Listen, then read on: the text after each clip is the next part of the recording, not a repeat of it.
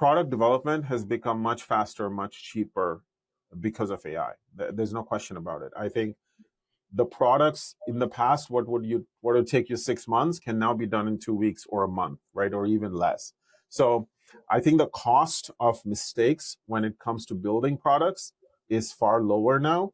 But that said, product market fit doesn't go away, or solution market fit doesn't go away. It's still a waste of time and resources if you end up going down that rabbit hole. Welcome to the Incremental Marketer, a content series where we meet with top marketing executives and leaders across industries to help you drive growth in your business.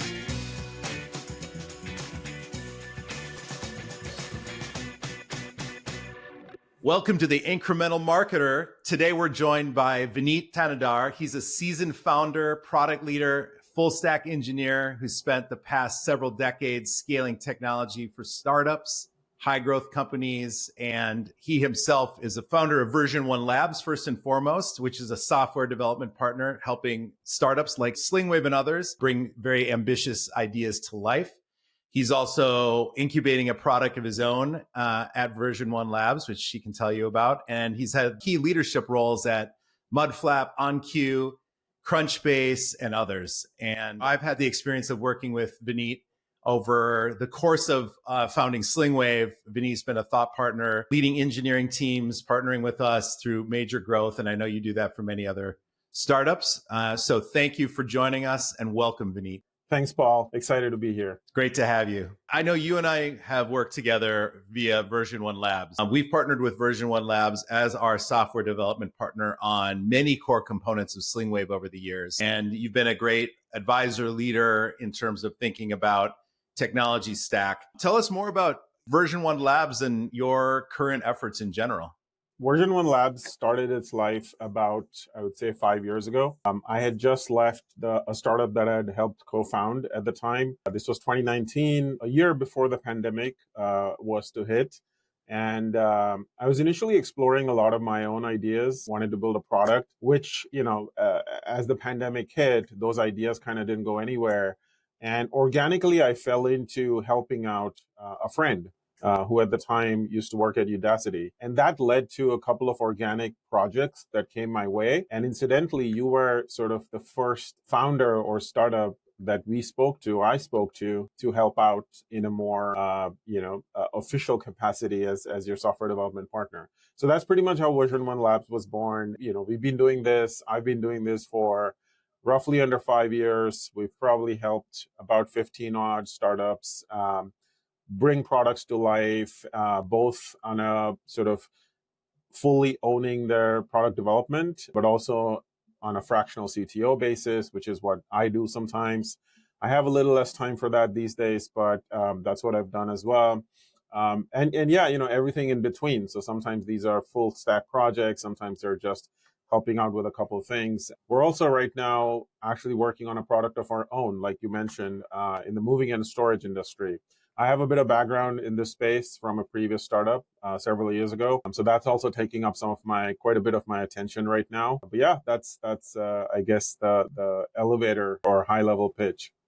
Love that. Yeah. And one of the things that is just so interesting about your background and just so powerful for what you've helped us with and what I know you're helping others with is you're both a world-class engineer as well as a very world-class product manager. And you sort of span those two elements, product management, engineering, and you've been a founder yourself. And tell us how you developed those skills. Where did you start and how did kind of that arc of your career? My background, my training classically has been in software engineering. My degrees are in computer science, computer engineering. My first job right out of grad school was as a software engineer at Qualcomm, large company, but even back then, when I remember, this is back in the early to mid 2000s,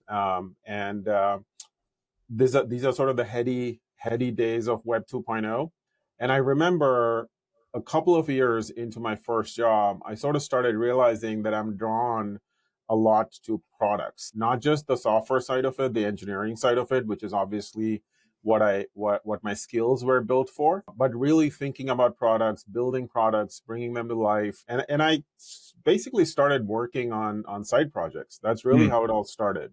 The first project, if I will, I won't call it a startup because unfortunately it never saw the light of the day, was a project for carpooling. We called it Karma Pool. So, back then, a friend of mine was a grad student at UC Santa Barbara, which is where I also went to grad school. And a lot of students need rides back home during the summer or during holidays.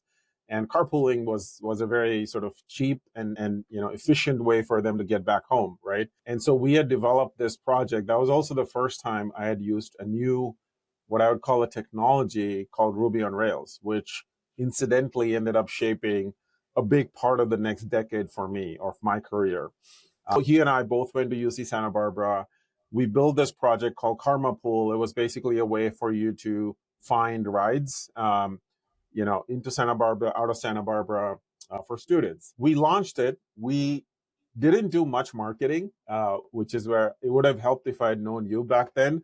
We were sort of the archetype developers who loved building products, but didn't really do much on the marketing side.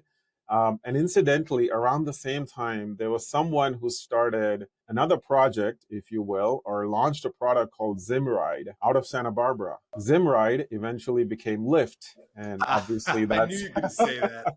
That or so. Uber. Yeah, that's So great. I guess I had my fleeting brush with potential becoming a unicorn founder. Obviously, miles away from that, but that was a fun. So really, that's how it all started. That's how my interest in product development started. I was never officially a product manager in a company, but I've now spent over 15 years building products from the ground up, both my own side projects within companies as a founder, helping other startups. So I think at this point in my career, I would think of myself. I think of myself more as a product person than an engineer, though the engineering skills help me a lot in shaping ideas and bringing them to life. So yeah, that's how the journey started and is ongoing. That's great. I love that story. We'll credit you with the birth of this industry. I think it's fair.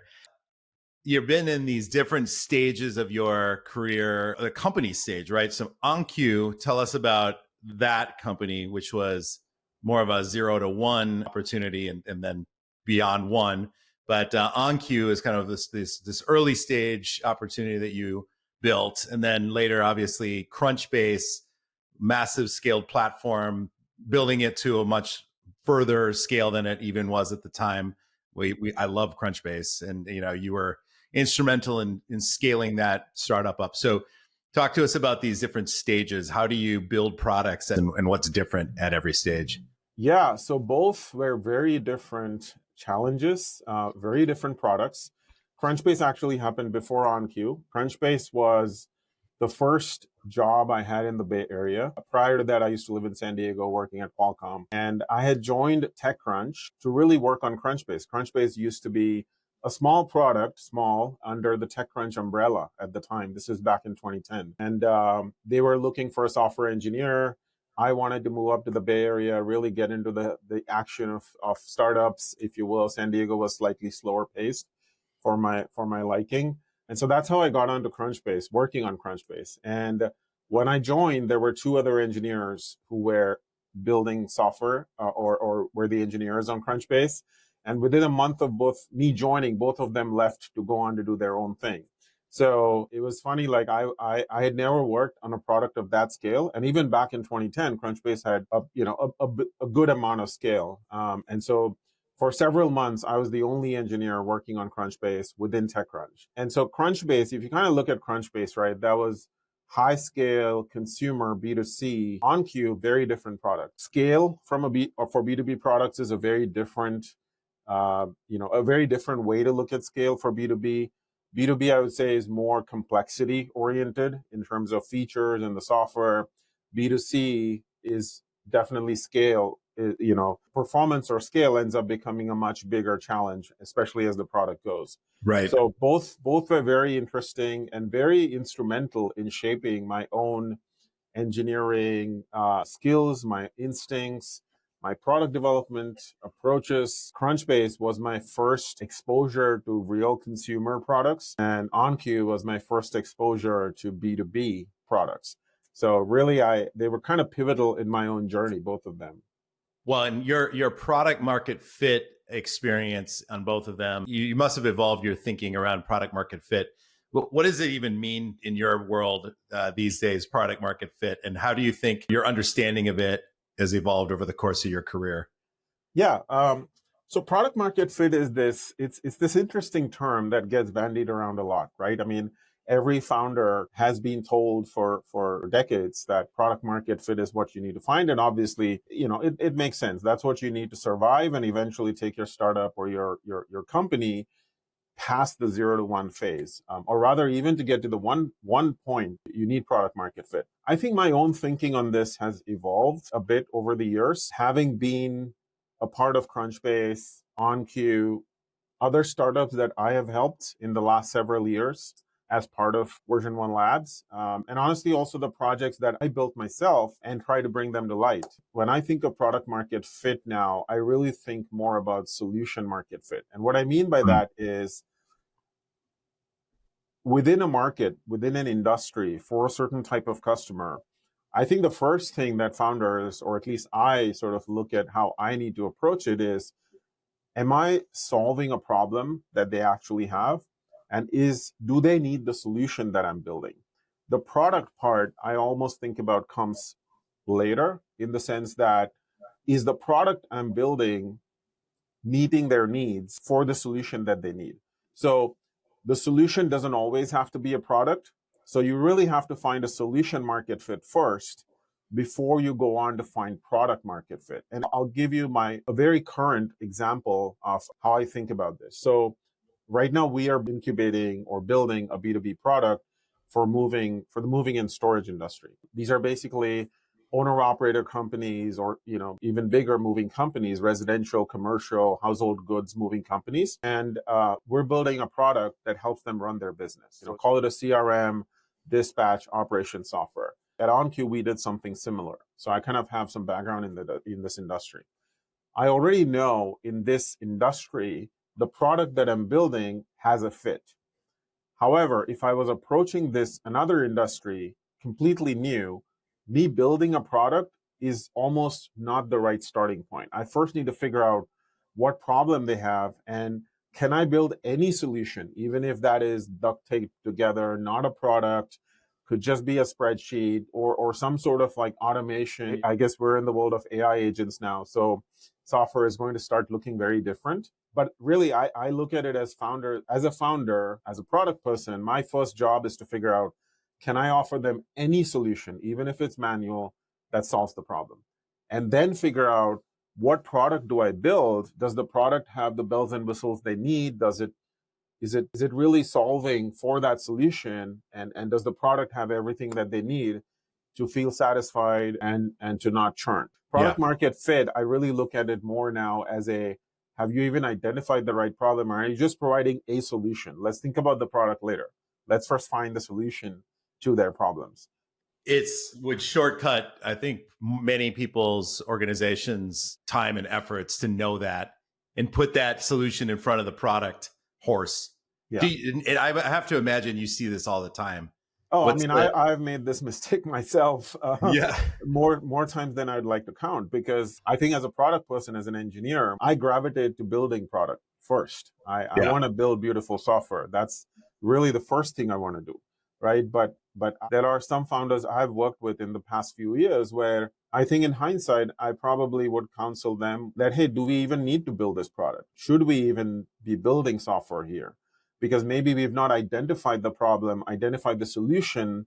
We need to do more work on that product than the product. That said, in today's world, I don't think the rigor that is needed to discover the problem and find a solution goes away. Product development has become much faster, much cheaper because of AI. There's no question about it. I think the products in the past, what would take you 6 months can now be done in 2 weeks or a month, right? Or even less. So I think the cost of mistakes when it comes to building products is far lower now. But that said, it's still, you still have to find product market fit doesn't go away, or solution market fit doesn't go away. It's still a waste of time and resources if you end up going down that rabbit hole. This being the Incremental Marketer podcast, you have listeners who have probably technical partners on their teams. They may be technical themselves, but I think a lot of our partners are not necessarily technical, but they work with technical teams. And so we hear angst, concern, feedback that they just people don't feel like they are using their technical resources or partners well, or they're not partnering on a product roadmap effectively. So what is an effective product development cycle in your experience? And how do you partner with a technical team? What's the process that you've seen be most successful to get a positive outcome? I think an effective product development cycle, or partner, I guess. Let's focus on the partner part first, right? Having worked now with over a dozen startups and founders, if you are a non-technical founding team, or if you're a non-technical team predominantly, I think my first piece of advice, unless you're working with a partner who really has someone who is who comes from a strong product development background themselves, having worked at other startups and been in the shoes of the founder, even if not as a founder, at least as an early stage product/engineering person in the company.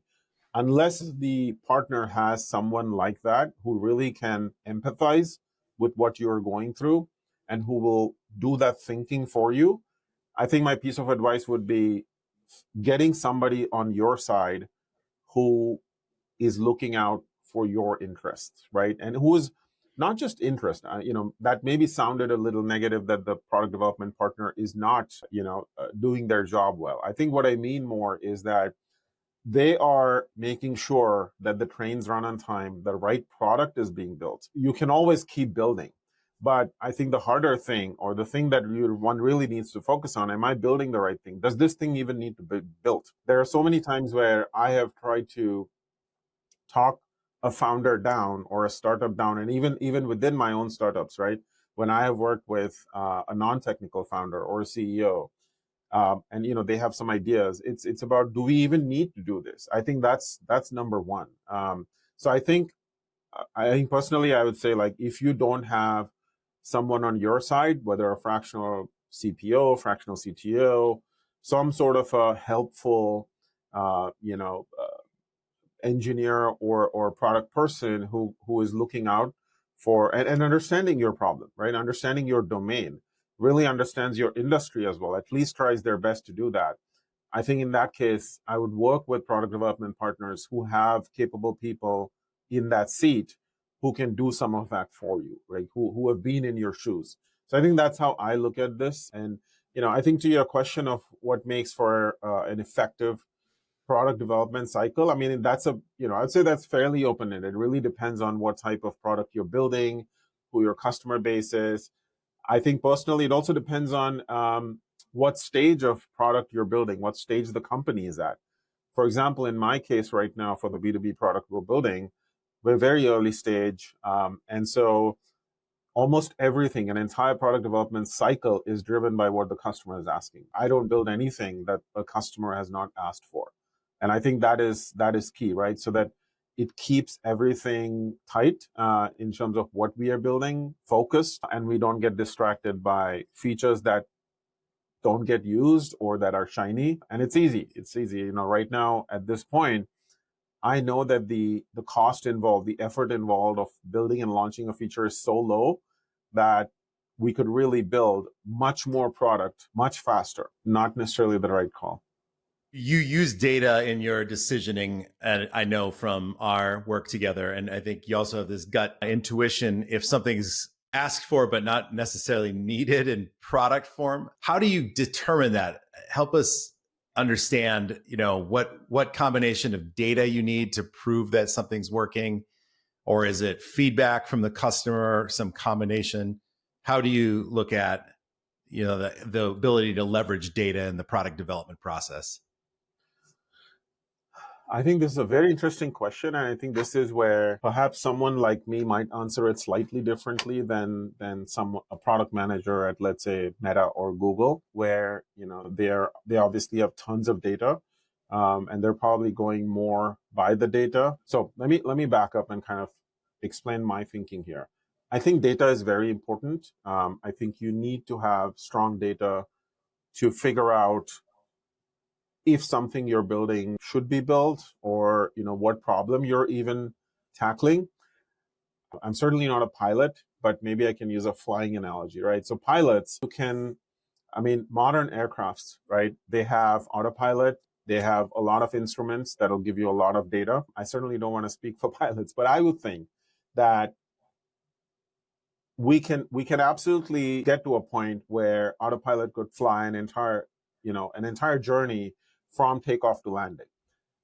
But is that necessarily a good thing, right? Because at that point, your skills as a pilot will atrophy, right? That muscle memory will be gone, your instincts will be gone. So if you take autopilot, right, great technology, but it creates a certain sort of dependency where your own skills as a pilot will atrophy. Similarly, I think when you're flying, right, if you're looking only at the instruments, which is what the data is, the data is being fed to you by the instruments, but not looking outside the window every now and then, you kind of lose that touch with what's happening in the outside world. So I look at it the same way. The data is there to inform me, but my instincts as a product person are extremely important. They come from talking to your customers, experience, and a lot of your own product intuition, right? Just your gut. Sometimes it's right, sometimes it's wrong.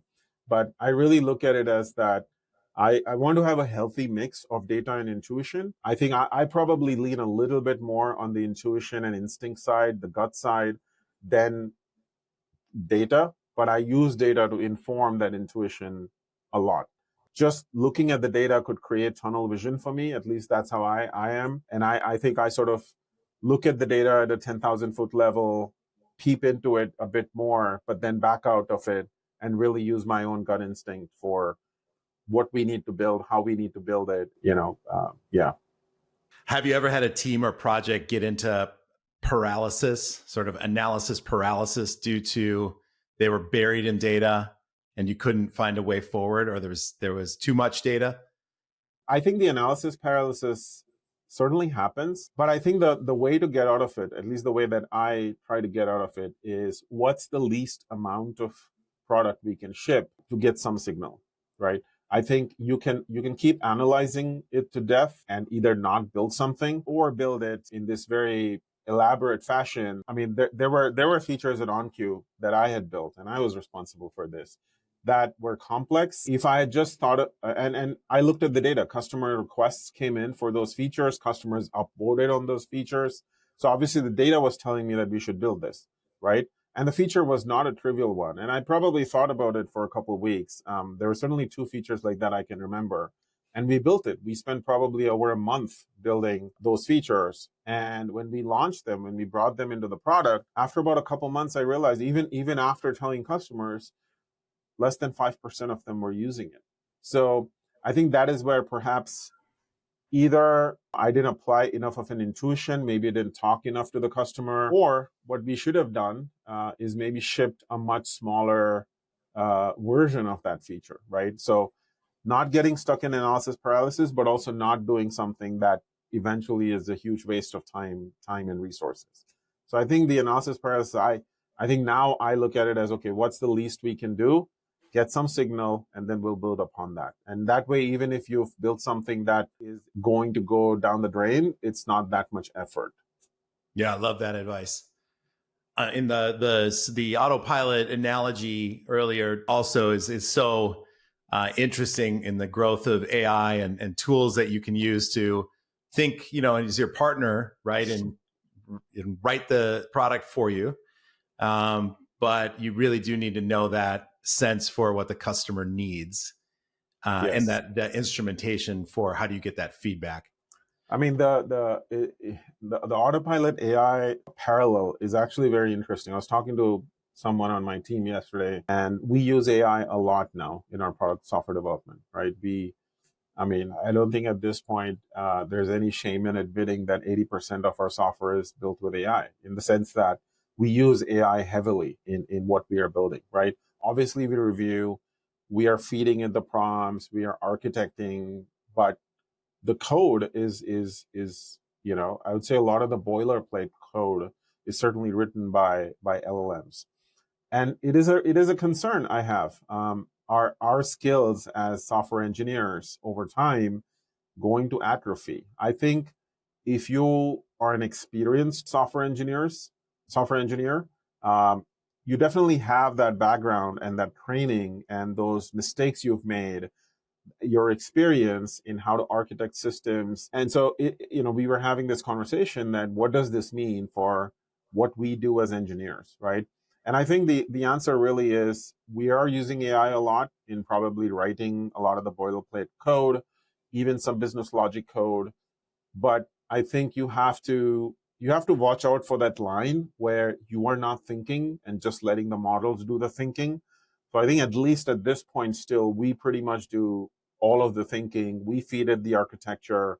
We will tell the model, here's how I want you to solve this problem, but then let it produce the boilerplate code, or at least a lot of the code that doesn't necessarily need someone handwriting it anymore. Vineet, question for you, the speed versus scalability balance. How is the trade-off perceived or actually implemented in the organizations you run and have helped? Go fast, clean it up later, or build it for scale first? I think this is a very interesting question, very pertinent. I think something that I have certainly faced a lot in my own career, especially having worked at early stage companies, which is where this discussion always comes up. I think scalability, by and large, I think is not something that most companies have to worry about. The thing that is probably more important to think about is complexity. So, if I look at my own journey in product development, Crunchbase hit scale, but when I think about other softwares I've built, OnCue was much more complex. So I think scale is something only a fraction of consumer companies have to worry about. Most startups will not hit scale, right? And they will only hit scale if they are a consumer company or a B2C, so to speak, right? That is when scale really becomes something to think about. I think for most startups, the real challenge is complexity, tech debt, and how do you balance that with speed? Because later on, scale can be solved for. Worst case, you throw money at the problem, even though that's not always the best way to do it. You do want to make sure that the code you write, the systems you've built are built for scale. Even within scale, there are different levels of scale, right? There's Amazon, Meta, Google level of scale, and then there are startups that still have millions of users, but not that level of scale.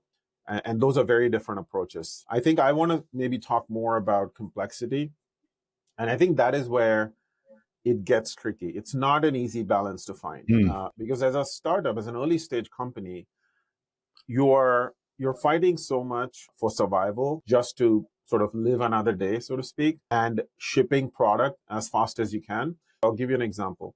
At OnCue, over 2 years of sort of the first 2 years, right, of the product, we probably, if I remember this correctly, we shipped more than 500 updates to the product over 2 years, which is 250 on average updates a year. So certainly, definitely at an average clip of at least one update a day, which means one deployment a day on average. Obviously, there were days when we didn't deploy anything and days when we probably deployed 4 times a day. And these are substantial, or do they range from everything, trivial to everything from trivial bug fixes, one-line changes to complex features, everything in between, right? And obviously, when you're shipping this much, and this is probably true of most early stage startups, because that is how the product, you need to continuously evolve the product to meet the needs of the customer, for the product to keep up with what customers are asking for. But also, you just can't be slow in the early stages. Right. Speed has its own quality, which helps you obviously ship product faster, but it helps you learn faster. You make mistakes faster, right? And it is challenging to balance that speed with not letting things get complex or not letting tech debt accrue. I think there is a balance you can find, but if anyone's saying that, if any engineer or any team is saying that they're shipping at incredible speed and there is no tech debt accruing, or there is almost no complexity in the code, there aren't skeletons in the code, I have a hard time believing that. I think it's very difficult to find that balance. And to be honest, in the early years, you don't know how the product will evolve, or what its needs are going to be several years down the line, where, let's say, larger customers come into the play and they are asking for things that are incompatible with your early customers, which are usually small to mid-sized companies. I think, not taking the case of enterprise products, but if you're, let's say, a B2B company and you're shipping software to meet the needs of SMB customers, you're not thinking about what large companies or larger customers are going to need at that point. And their needs may be very orthogonal to what you're building today, where your architecture needs to change quite a bit, completely, or maybe even 180-degree change. And it's very hard. I mean, I think if you're building for that, or if you're engineering for all of that, I think there's maybe some bit of over engineering going on, which is unnecessary. I think I really lean on the side of build for now and maybe one step ahead of you. And beyond that, if you need to come back and refactor things, even rebuild, that's just the price you pay for getting to that point, because most companies won't even get to that point. So I think it's better to optimize for where you are today. And in some sense, obviously within reason, worry about problems that may happen 4 years down the line, and really worry more about how do we get to year 1, year 2, year 3, and then think about that later. So I think if I was to sort of, the TLDR on that is, I think I optimize far more for speed than scale or complexity, at least in the early days, the early months. Makes sense. And you use different resources in a scalability environment than you do in a speed environment. What's the most important player in the speed environment, and what's the most important player in the scalability environment? I think in the speed environment, engineers who can ship very fast, engineers who can think about the product more holistically, obviously help. I think scale is a very different, I think the types of skills, and a lot of your engineers from the early days may not necessarily, I don't want to say fit. I think a lot of engineers have seen scale, but like the 0 to 1. But I think the types of skills and experience or instincts or problem solving capabilities you need at scale. I mean, I can tell you a couple of examples. Engineers I've worked with at more growth companies, for example, at Crunchbase, or even some engineers I worked with when I did some freelancing work with Udacity. I mean, even Qualcomm, going way back to my very first job. I mean, we had engineers who were just absolutely phenomenal. I mean, their depth of understanding of complex systems, distributed systems, the types of problems they could solve, just of a whole different level, right? And you need those types of people at that scale. But that's not who you need necessarily in the 0 to 1. Again, depending on the product you're building. I think if you're building a very sort of a deep tech product. I mean, obviously, if you're building AI models, very different. But I think if you're by and large building consumer or B2B software, in the early days, your initial team has to just be exceptionally good at shipping good product, certainly, shipping high quality product, but focus more on that part and not necessarily the hard skills you will need later on, which is probably a different type of engineer. Well, and you bring up AI and your own work and how that's helped accelerate, especially the speed portion of it. I know Slingwave, we're embracing at the level of pilot, prototype, quick turn, leverage AI, leverage LLMs to start that process, speed that process up. How are you using AI? Am I right that it's helping you in that speed portion, or how else are you seeing the application? It's I think it's nothing short of magic. Even as an engineer, as someone who you'd call me a geek, nerd, whatever. I still find it magical. Obviously for me, I don't have any deep background in AI or models or LLMs, neural networks, nothing on that sort. So for me, it's still a black box. I'm a consumer of AI, but it's incredible. We use it a lot in a lot of different capacities, honestly.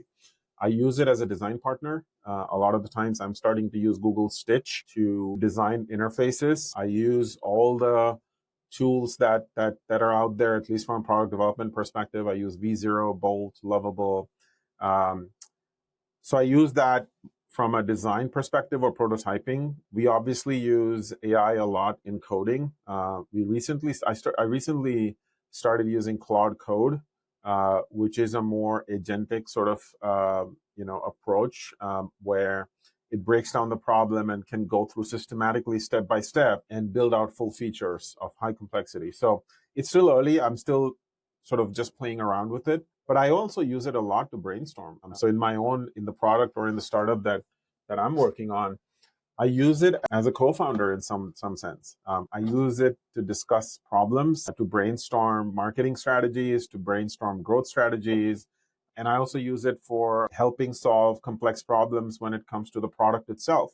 So architecture or thinking through different approaches. So I'm using AI, and different models, right? I think, different models, at least anecdotally, have, for me, they have different strengths. So I'm using it pretty much for, I would say, a big part of my professional life. The tools you mentioned are always evolving. I'm looking forward to coming back here in 3 months and talking to you about what that list looks like.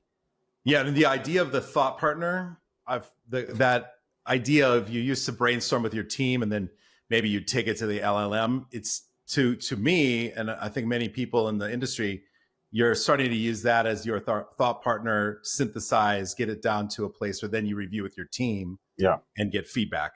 Absolutely, it's sort of flipped.